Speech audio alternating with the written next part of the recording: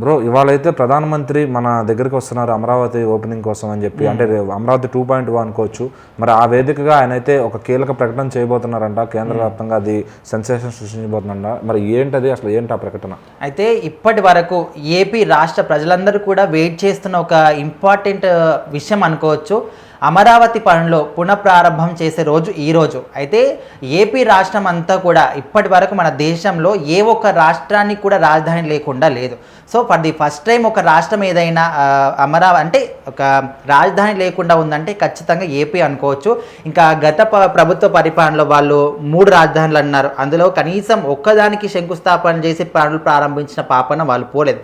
So ఇప్పుడైతే కూటమి ప్రభుత్వం వచ్చిన తర్వాత వాళ్ళు మెయిన్గా ముందుగా చెప్పారు, మనకు కావాల్సింది రాజధాని అమరావతి పునఃప్రారంభం చేస్తాము, పోలవరం ప్రాజెక్ట్ కంప్లీట్ చేస్తాము, తర్వాత ఖచ్చితంగా ప్రజల సంక్షేమం. సో అన్నిటిని ముందుకు తీసుకెళ్తున్నారు. సో ఇప్పుడు మాత్రం ఇక్కడ అమరావతి పనులు పునఃప్రారంభం చేస్తాము, దానికి ఈరోజే ముహూర్తం పెట్టారు. ప్రధానమంత్రి నరేంద్ర మోదీ గారు కూడా ఈరోజు ఇక్కడికి రాబోతున్నారు. అయితే ఇక్కడికి వచ్చిన తర్వాత ఆయన ఏం మాట్లాడతారు అని దాని గురించి ఇప్పుడు దేశం మొత్తం కూడా ఇక్కడనే చూస్తుంది. ఎందుకంటే మనకు రీసెంట్గా జమ్మూ కాశ్మీర్ పహల్గామ్లో జరిగినటువంటి ఉగ్రవాద దాడి తర్వాత ఇక్కడ పాకిస్తాన్కి మన ఇండియాకి సంబంధించి కొన్ని సంచలనమైన నిర్ణయాలు ఆయన తీసుకోవడం జరిగింది, ఆల్రెడీ అమల్లోకి కూడా వస్తున్నాయి.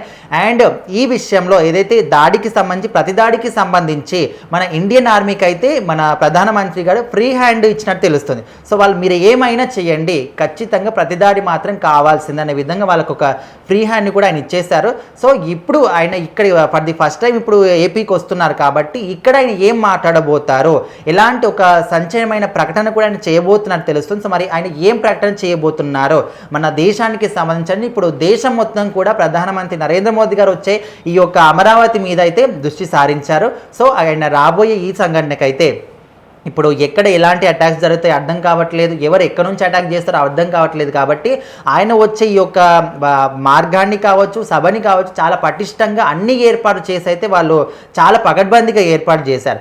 అండ్ ఆయన కేరళ నుంచి తిరువనంతపురం నుంచి గన్నవరం ఎయిర్పోర్ట్కి వస్తారు, అక్కడ నుంచి ఆయన మళ్ళీ ఇక్కడికి రావడం జరుగుతుంది. సో ఈ రోడ్డు మార్గం అంతా కూడా ఫుల్ సెక్యూరిటీతోనైతే ఏర్పాటు చేశారు.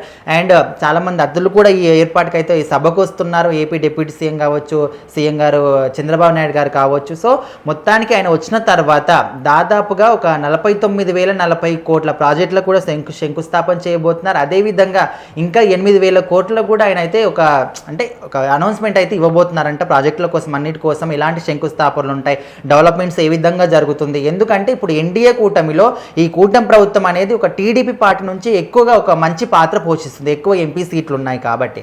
అయితే ఇక్కడ ఇప్పుడు వచ్చిన తర్వాత ఆయన ఏం మాట్లాడతారో, ఏం ప్రకటన ఇస్తారని ఇప్పుడు దేశం మొత్తం కూడా ఎదురు చూస్తుంది. మరి ఆయన వచ్చిన తర్వాత ఏం మాట్లాడతారో ఖచ్చితంగా వెయిట్ చేసి చూడాలి.